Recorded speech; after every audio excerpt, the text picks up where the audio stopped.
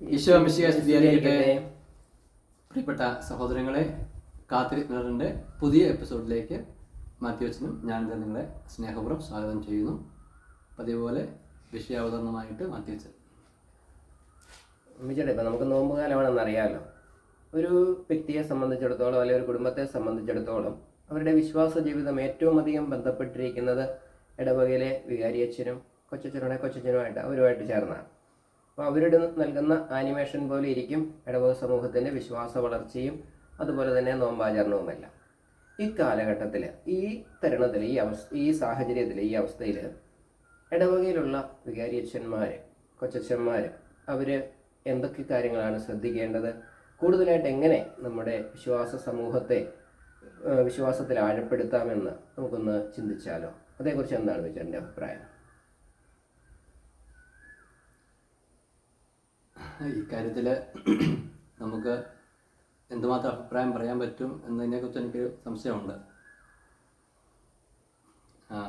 കാരണം സഭയിലെ സാധാരണ ക്രമം മെത്രാന്മാർക്കും അച്ഛന്മാർക്കും വിധേയപ്പെട്ട് അവർ പറയുന്നത് കേട്ടും അവർ ചെയ്യുന്നത് കണ്ടും ഒക്കെ അൽമായിൽ വളരുക, ജീവൻ നയിക്കുക എന്നതാണല്ലോ. അപ്പോൾ അൽമായ എന്ന നിലയ്ക്ക് ഇത് എന്തുമാത്രം എനിക്ക് പറയാൻ പറ്റും എന്നൊരു സംശയമുണ്ട്. എങ്കിലും പല അച്ഛന്മാരുമായിട്ട് നമുക്ക് അടുത്ത് ബന്ധമുള്ളത് കൊണ്ടും അവർ പറഞ്ഞത് കേട്ടും അവർ ചെയ്യുന്ന കണ്ടുമൊക്കെയുള്ള അനുഭവത്തിൽ ചില കാര്യങ്ങൾ പറയാൻ മാത്രമേ ഉള്ളൂ. ഇപ്പം നോമ്പുകാലത്ത് അച്ഛൻ പറഞ്ഞല്ലോ, കഴിഞ്ഞ 2 ആഴ്ച മുമ്പ് ഇരിങ്ങാലക്കുടയുടെ അരിപ്പാലം എന്ന സ്ഥലത്ത് നമുക്കൊരു ഇടവകയിലൊരു പ്രത്യേക ശുശ്രൂഷ ഉണ്ടായിരുന്നു. ഒരു സെമിനാറാണ്, ആദ്യമായിട്ടാണ് നമ്മളങ്ങനെ സെമിനാർ നടത്തുന്നത് സഭയെക്കുറിച്ച്. ഇപ്പോൾ ഇടവകയുടെ വികാരിയച്ഛനായ ഫാദർ ലിജു, അദ്ദേഹത്തെ ഓർക്കാതിരിക്കാൻ പറ്റുകയല്ല. കാരണം നമ്മുടെയൊക്കെ മനസ്സിൽ ഒരു വികാരിയച്ഛന്, ഒരു ഇടവകയ്ക്ക് എന്തായിരിക്കണം എന്നതിനെക്കുറിച്ചുള്ള ചില സങ്കല്പങ്ങളുണ്ട്. റിയൽ ചിലപ്പോൾ അങ്ങനെ നിർബന്ധമില്ലെങ്കിൽ തന്നെ അത് ഏതാണ്ട് ഇങ്ങനെയാണ്. ഞാനിപ്പോൾ ഒരു അപ്പനാണ്. ഒരു അപ്പൻ എന്ന നിലയിൽ, ഒരു കുടുംബനാഥൻ എന്ന നിലയിൽ, ഒരു കുടുംബത്തിന് വേണ്ടി എന്തുമാത്രം നമ്മൾ നമ്മുടെ ജീവിതം ഹോമിക്കേണ്ടതുണ്ട്, സമർപ്പിക്കേണ്ടതുണ്ട് ഇതിനെക്കുറിച്ച് നല്ല ധാരണ എനിക്കുണ്ട്. അങ്ങനെ ചെയ്യുന്നുണ്ടോ ഇല്ലോ രണ്ടാമത്തെ കാര്യം.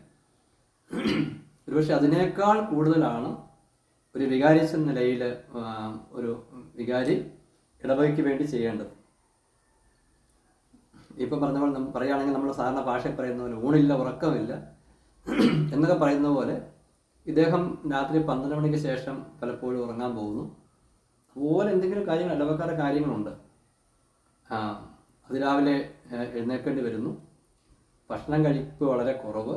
ഇങ്ങനെ ഇടവക്കാർക്ക് വേണ്ടി ഇങ്ങനെ അലഞ്ഞ് നടക്കുകയാണ്. ഞാൻ ഈ കൺവെൻഷനിൽ ചെല്ലുമ്പോൾ 2 മാസം മുമ്പ് പരിശുദ്ധ കുർബാനയെക്കുറിച്ചൊരു ധ്യാനം നടത്തി ഒരു വികാരിയച്ഛനെ കൊണ്ട്. 2 മാസം കഴിഞ്ഞാണ് തിരുസഭയെക്കുറിച്ചുള്ള ഈ ഒരു സെമിനാർ നടത്തുന്നത്. അതോടൊപ്പം എല്ലാ വ്യാഴാഴ്ചകളും ദിവ്യകാരുണ്യ ആരാധന, പിന്നെ അവിടെ അതുപോലെ തന്നെ വെള്ളിയാഴ്ച ദിവസങ്ങളിൽ ആരാധനയുണ്ട്. അപ്പോൾ ഒരു കാര്യം, ഇത് പറയുന്ന സമയത്ത് എൻ്റെ മനസ്സിലേക്ക് പെട്ടെന്ന് വന്നൊരു ചിന്ത, ഇത് പ്രത്യേകിച്ച് ഇടവകക്കാർ കേൾക്കണം. ആ ഇടവകയിലുള്ള കുറച്ച് പേര് അവർ ഇടവകയ്ക്ക് വേണ്ടി ശക്തമായിട്ട് പ്രാർത്ഥിക്കുകയാണ്.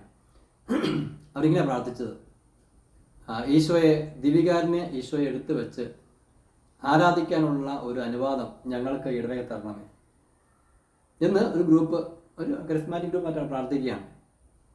അവർ പ്രാർത്ഥിക്കുന്ന ഏതാണ്ട് അതേ സമയത്ത് ഈ അച്ഛൻ ഒരു ധ്യാനസന്ധിയിൽ ധ്യാനിക്കാൻ പോവുകയാണ്. ധ്യാനിക്കാൻ പോകുമ്പോൾ അവിടെ വെച്ച് കൗൺസിലിംഗ് സമയത്ത് സിസ്റ്റർ മറ്റുമാണ് ഒരു ഉപദേശം കൊടുക്കുകയാണ്. അച്ഛനും ചെല്ലുന്ന ഇടവകയിൽ അച്ഛൻ ദിവ്യകാരുണ്യ ഈശോയെ എടുത്തു വെച്ച് അവിടെ ആരാധിക്കണം. അച്ഛൻ എന്ന് പറയുന്നത് ഇവർ തമ്മിൽ അങ്ങോട്ടേക്ക് അറിയുന്നില്ലല്ലോ. അച്ഛൻ ഇങ്ങനെ ഈ ഇടവകയിലേക്ക് വരുന്നു. വന്നതിന് ശേഷം അച്ഛൻ ഒരിക്കൽ ഈ വന്ന ഇവരോട് ചോദിച്ചു, ഞാനിങ്ങനെ ദിവ്യകാരുണ്യ ഈശോ എടുത്ത് വെച്ച് കഴിഞ്ഞാൽ നിങ്ങൾ ആരാധിക്കാമെന്ന് ചോദിച്ചു. അപ്പം ഇവരിവിടെ ആഗ്രഹിച്ച് ചോദിച്ചുകൊണ്ടിരിക്കുകയല്ലേ. അപ്പോൾ ഇത് അച്ഛൻ പറയുന്ന സമയത്ത് എൻ്റെ ഉള്ളിൽ ഭയങ്കര ഒരു തീ വന്നിട്ട്, ദൈവമേ, ഇടവകയിൽ കുറച്ച് വിശ്വാസികൾ ആത്മാർത്ഥമായിട്ട് ആഗ്രഹിച്ചു കഴിഞ്ഞാൽ അവരുടെ ആഗ്രഹത്തിന് ഒത്തിരി ഇടയനെ കിട്ടുന്നു, അവരുടെ ആഗ്രഹത്തിന് അനുസൃതമായിട്ട് ദിവ്യകാരുണ്യ ഈശോ ആരാധിക്കാൻ വേണ്ടി കിട്ടുന്നു. പിന്നെ ഇങ്ങനെ ഈ അച്ഛനും ഈ ഇടവക്കാരും ഒരുമിച്ച് ഈശോ ആരാധിക്കാൻ ശ്രമിച്ചപ്പോൾ ഭയങ്കര മാറ്റം ഇടവക സംഭവിച്ചുകൊണ്ടിരിക്കുകയാണ്. അപ്പം ഞാൻ രണ്ടായിട്ട് തന്നെ കാണാം. അതായത് ഈ അച്ഛന് ശരിക്കും അങ്ങ് ഫീൽ ചെയ്യുകയാണ്, ഈ ഇടവകയിലുള്ള മുഴുവൻ തൻ്റെ മക്കളാണ്. അതുകൊണ്ട് അവരുടെ ആവശ്യങ്ങൾക്ക് വേണ്ടി താൻ എപ്പോഴും സംപ്രാപ്യനാകണം. ഇപ്പോൾ ഒരു കാര്യത്തിന് വേണ്ടി ഞാൻ അച്ഛനെ കഴിഞ്ഞ കുറച്ച് ദിവസമായിട്ട് ഇങ്ങനെ ബന്ധപ്പെടുകയാണ്. ഒരാഴ്ച കഴിഞ്ഞാൽ അച്ഛൻ അച്ഛൻ വിളിക്കുമ്പോഴൊക്കെ പറയും തിരക്കാന്ന് പറഞ്ഞു. തിരക്കാൻ എനിക്കും അറിയാം. അതിലെനിക്ക് സന്തോഷം. എനിക്കൊരു കാര്യത്തിന് വേണ്ടി ഞാൻ വിളിക്കുന്നുണ്ടെങ്കിൽ തന്നെയും അച്ഛൻ തിരക്കാണെന്ന് അറിയുന്നത് എനിക്ക് സന്തോഷം. കാരണം ധ്യാനം കൂടുന്ന സമയത്തെ ഞാൻ പലപ്പോഴും പങ്കെടുക്കുന്നത് പറയും, അച്ഛന്മാർക്ക് പണി കൊടുക്കണം, നിങ്ങളുടെ വികാരിച്ച് പണി കൊടുക്കണം. എന്ത് ചെയ്യണം? കുമ്പസാരിക്കാൻ ചെല്ലണം. നിങ്ങളെല്ലാവരും ഇടക്കാരല്ല അനുദപിച്ച് അങ്ങനെയൊക്കെ കുമ്പസാരിക്കാൻ ചെല്ലണം. ഞാൻ പറയുന്നത് യുവജനങ്ങളൊക്കെ സമയം കിട്ടുമ്പോൾ വേറെ ചെലുത്തി ചെല്ലണം. എന്തിനാണ്? അച്ഛൻ ഇന്ന കാര്യത്തിൽ എനിക്ക് സംശയമുണ്ട്, തീർത്ത് തരണം. അങ്ങനെ ഇടവക്കാരും കൂടെ ഇങ്ങനെ ആക്റ്റീവായി കഴിയുമ്പോൾ വികാരിച്ച് ഓട്ടോമാറ്റിക്കായിട്ട് ആക്റ്റീവ് ആവും. അങ്ങനെ അപ്പനും മക്കളും എന്ന രീതിയിൽ കുടുംബനാഥൻ എന്ന നിലയിൽ ഒരു കുടുംബത്തിന് വേണ്ടി എന്തുമാത്രം സമർപ്പിക്കുന്നു, അതുപോലെ ആ അച്ഛനുള്ള ആ വർഷക്കാലങ്ങൾ ഇടവയ്ക്ക് വേണ്ടി അങ്ങ് സമർപ്പിക്കുക. എന്നിട്ട് ഈ പറഞ്ഞ പോലെ ആത്മീയ ഭൗതികമായ എല്ലാ കാര്യങ്ങളും അന്വേഷിച്ച് ഇറങ്ങിച്ചെന്ന് അന്വേഷിച്ച് കണ്ടെത്തുന്ന ഒരു ഇടയനായിട്ട് മാറുക. പിന്നെ ഇടവകയിൽ പള്ളി വരാത്ത അനേകന്മാരുണ്ടാവും. പണ്ടൊരാൾ പറഞ്ഞ പോലെ തന്നെ ഇനിയാൾ പള്ളി വന്നില്ല നമ്മൾ ആൾക്കാരെന്ന് പറയുവാണ്. പക്ഷെ വരാതെ കേൾക്കുന്നില്ലല്ലോ, വന്നവരുടെ വീണ്ടും കേട്ടുകൊണ്ടിരിക്കുന്നത്. അപ്പം വരാത്തത് അറിയുന്നുണ്ടെങ്കിൽ നമ്മൾ അവിടെ തേടി ചെല്ലണം. അങ്ങനെ സ്നേഹപൂർവ്വം ഒരുപക്ഷെ മുൻപിടുന്ന അച്ഛന്മാരുടെയോ അല്ലെങ്കിൽ ഇദ്ദേഹത്തിന് തന്നെ കുഴപ്പം കൊണ്ടൊക്കെ ആയിരിക്കും വരാതിരിക്കുന്നത്. അപ്പോൾ സ്നേഹപൂർവ്വം ചെന്ന് അതും ഞാൻ ഓർത്തു. ഒരച്ഛനോട് പറഞ്ഞതാണ്, ഒരച്ഛൻ ഇടവകയിലേക്ക് ചെല്ലുമ്പോൾ ആ ഇടവക ഒത്തിരി പ്രശ്നമുള്ള ഇടവകയാണ്. അൽമാർ തമ്മിലായിട്ട് കുറച്ച് അൽമാർ പ്രശ്നക്കാരാണ്. അപ്പം ഒരു വലിയ പ്രായമുള്ള അച്ഛൻ ഈ പോകുന്ന അച്ഛനോട് പറഞ്ഞു, അച്ഛൻ ഇതിനു മുമ്പ് ആ ഇടവകയെക്കുറിച്ച് കേട്ടുള്ള ആ കേൾവി മുഴുവൻ അങ്ങോട്ട് മായ്ച്ചു കളഞ്ഞേക്കണം. അല്ലെങ്കിൽ മുൻവിധി കൊണ്ട് ഇതെല്ലാം അവിടെ അച്ഛൻ എങ്ങനെ പ്രവർത്തിച്ചു തുടങ്ങും. അച്ഛൻ ആദ്യമായിട്ട് കാണുന്നു, ഒരു കുഴപ്പമില്ലാത്ത ഒന്നും അറിയത്തില്ലാത്ത കുറച്ച് പേര് അച്ഛൻ കാണുന്നു. അച്ഛൻ എങ്ങനെ ഇടപെടുന്നു ആ രീതിയിൽ അങ്ങ് ഇടപെടാന്ന് പറഞ്ഞു. അത് ഒത്തിരി ഒരു ജ്ഞാനമാണ് അവിടെ പ്രവർത്തിച്ച് വിചാരിച്ച്. അപ്പം അങ്ങനെ ഇടവക്കാർക്ക് വേണ്ടി അങ്ങ് ഇറങ്ങി പ്രവർത്തിച്ച് കൂടുതൽ ആത്മീയ പ്രശ്നങ്ങളുള്ളവരെ, നമ്മുടെ വീട്ടിലാണെങ്കിൽ കുറച്ച് കുറവുള്ളവരെ അല്ലെങ്കിൽ വികലാംഗര ഉണ്ടെങ്കിൽ അവരെയൊക്കെ നമ്മൾ കൂടുതൽ ശ്രദ്ധിക്കുന്നത് പോലെ ആത്മീയതയിൽ പുറകോട്ട് നിൽക്കുന്നവരെ പ്രത്യേകം കെയർ ചെയ്യുക. പ്രത്യേകിച്ച് ശ്രദ്ധിക്കേണ്ട മേഖല എനിക്ക് തോന്നുന്നത്, പ്രത്യേകിച്ച് ഈ കാലഘട്ടങ്ങളിലൊക്കെ നവീകരണ മേഖല ബന്ധപ്പെട്ടൊക്കെ കുറച്ച് പേരൊക്കെ ഇതിൻ്റെ കൃപയിലേക്ക് വരുന്നുണ്ട്. അവരെ പ്രത്യേകമായിട്ട് കണ്ടെത്തി അവരെ വളർത്തിയെടുക്കണം. നമുക്ക് ചില ഇടവകളിൽ അങ്ങനെ ഓരോ ഇടവകയിലും കുറച്ച് പേരൊക്കെ ഉണ്ട്. അവരെ അൽമാരെ വളർത്തിയെടുത്തു കഴിഞ്ഞാൽ ആ ഇടവ അങ്ങോട്ട് ശരിക്കും ആക്റ്റീവാകും. അല്ലെങ്കിൽ തന്നെ അച്ഛന്മാരുടെ ഒരു ഡ്യൂട്ടി അത് തന്നെയാണല്ലോ. ഇത് ഞാൻ പൊതുവിലങ്ങ് പറഞ്ഞു പോയതാണ്. പക്ഷെ എന്നെക്കാളും ഒരു വൈദിക നിലയിൽ അച്ഛൻ തന്നെ ആയിരിക്കും പറയാൻ വേണ്ടി പറ്റുന്നത്. എനിക്ക് തോന്നുന്നു അച്ഛൻ ചില സമയങ്ങളിൽ ഒരു ഇങ്ങനെ സന്യാസവൈദികനാണെങ്കിലും ചില വർഷങ്ങളിൽ ഇടവകയിൽ അച്ഛൻ ഇരുന്നിട്ടുമുണ്ട് അല്ലേ? 2 ഇടവകയിലും ഇരുന്നിട്ടുണ്ട് അല്ലേ? ഉണ്ട്. എനിക്ക് പറയാൻ പറ്റുന്നത്, ഞാനൊരു വിജയിച്ച ഇടവക വൈദികനാണെന്നൊന്നും ക്ലെയിം ചെയ്യുന്നില്ല. പക്ഷേ ഞാൻ ചിന്തിച്ച ചില കാര്യങ്ങൾ ഇതാണ്. ഒരു വ്യക്തിയെക്കുറിച്ചും മറ്റുള്ള വ്യക്തികളിൽ നിന്ന് കേൾക്കുന്ന അറിവ് വെച്ച് ആ വ്യക്തിയെ കാണാതിരിക്കുക, വിധിക്കാതിരിക്കുക.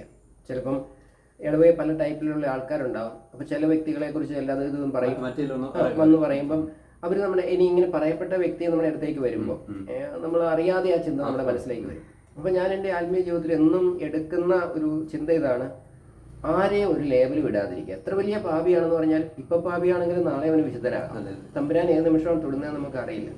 അതുകൊണ്ട് ഇന്ന് പള്ളി വരാത്ത വ്യക്തി നാളെ പള്ളി വന്നെന്ന് വരാം, ഇന്ന് വന്നുകൊണ്ടിരിക്കുന്ന ആൾ നാളെ വരാതിരുന്നെന്ന് വരാം. അതൊക്കെ തമ്പുരാനെ അറിയത്തുള്ളൂ. അതുകൊണ്ട് ആർക്കും ഒരു ലേബലും കൊടുക്കാതിരിക്കുക. പുണ്യവാൻ എന്ന ലേബലും കൊടുക്കുന്നില്ല, പാപി എന്ന ലേബലും കൊടുക്കുന്നില്ല. എല്ലാവരെയും മനുഷ്യനായ എല്ലാവരും വളരെ സ്നേഹത്തോടെ.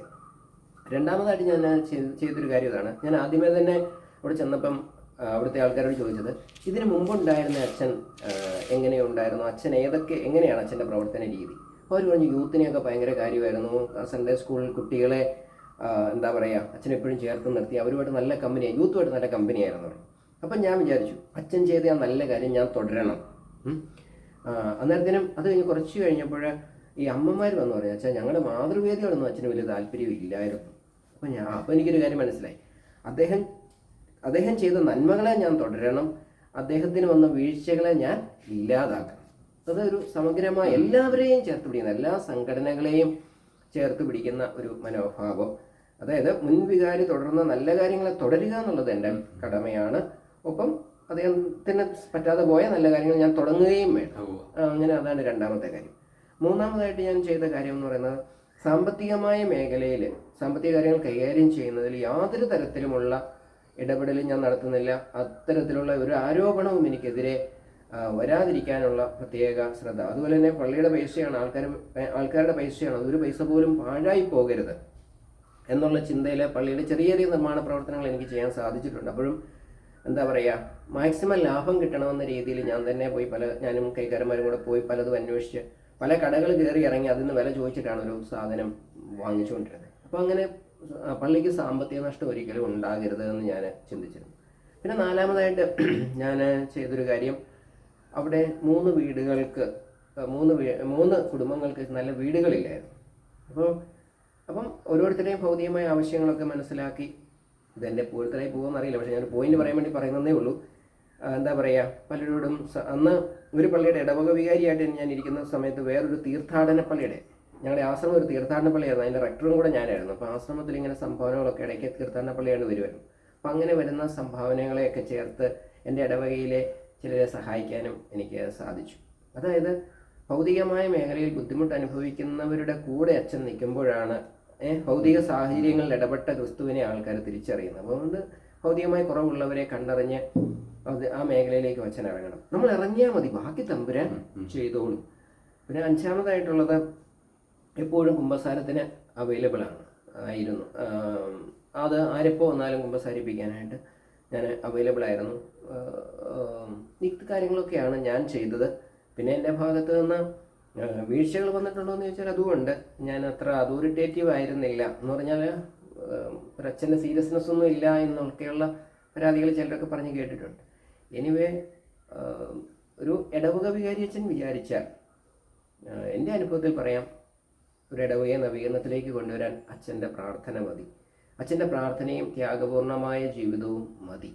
യഥാർത്ഥത്തിൽ വിശ്വാസികൾ സഭയിൽ നിന്ന് അകന്നു പോകുന്നു എന്ന് പറയുമ്പോൾ അവരെ നേർവഴിക്ക് കൊണ്ടുവരാൻ നമുക്ക് ആവശ്യമായിരിക്കുന്നത് ഓരോ വൈദികരും, ഓരോ ഇടവക വൈദികരും സമർപ്പിതരായിട്ടുള്ളവരും കൂടുതൽ അഭിഷേകത്തിലേക്ക് വളരുക എന്നൊരു ഒറ്റ പ്രതിവിധിയെ അതിന് ഇതുള്ളൂ. അപ്പം കൂടുതൽ അഭിഷേകത്തിലേക്ക് വളരാൻ പ്രശ്നബാധിതമായ ഇടവകയാണെങ്കിൽ അച്ഛൻ തീക്ഷ്ണമായി പ്രാർത്ഥിക്കട്ടെ. അതാണ് എനിക്ക്. മിസ്റ്റർ ജോൺ മരിയ വിയാനിയാണല്ലോ ചെയ്തത്. അത് ക്ലാസ്സിലേക്ക് വരുമ്പോൾ ഇടവ മുഴുവൻ താറുമാറായി കിടക്കുന്നു. കുർബാനയ്ക്ക് 2 മൂന്ന് വരെ വരുന്നുള്ളൂ. കുർബാന കഴിഞ്ഞ് അദ്ദേഹം ദിവികാനേശ്വരം എടുത്തു വെക്കുന്നു, മുട്ടുമേൽ നിൽക്കുന്നു, ആരാധിക്കുന്നു. ദിവസങ്ങൾ കഴിയുന്നു, പടിപടിയായിട്ട് ആളുകൾ പള്ളിയിലേക്ക് വരുന്നു. ഒരു വികാരിച്ചൻ ചെയ്യാവുന്ന ഏറ്റവും വലിയ കാര്യമല്ലേ? അതെ. അവരാർക്ക് വേണ്ടിയാണ് ശുശ്രൂഷ ചെയ്യുന്നത്?